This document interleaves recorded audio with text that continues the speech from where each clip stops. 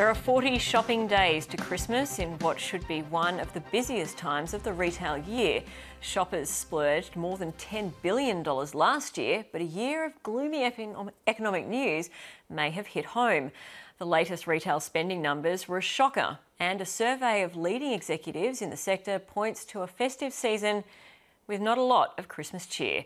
Rachel Pupazzoni reports. Chocolate retailer Chocogram has been spelling out Christmas greetings to customers for 10 years. This season, the message from owner Jan van Poortvliet isn't so bright. I'm hoping for at least the same as last year, and by the way it looks, it will get there. But you got to do more effort to get the same. Mr van Poortvliet says his business relies on corporate taste for chocolate. For us, the end of the year is the peak in corporate sales. So if you look at pure numbers, around the 50%.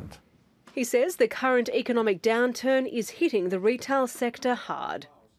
It's not as easy to get the business as what it used to be. Chocogram will be looking for some sweet returns this Christmas period, but not all retailers are as optimistic. A survey of senior executives of leading retailers reveals pessimism is rising over a Merry Christmas.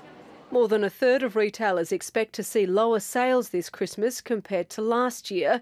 That's up from 20% of retailers in 2018, while 40% of retailers expect Christmas sales margins to decrease this year.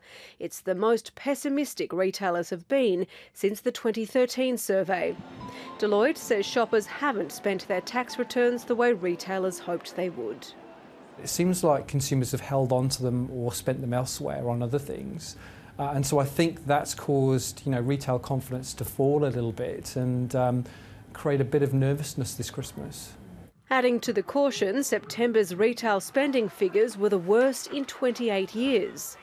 While sales lifted 0.2% to $27.5 billion in September, it was well below expectations and saw quarterly sales slump into negative territory.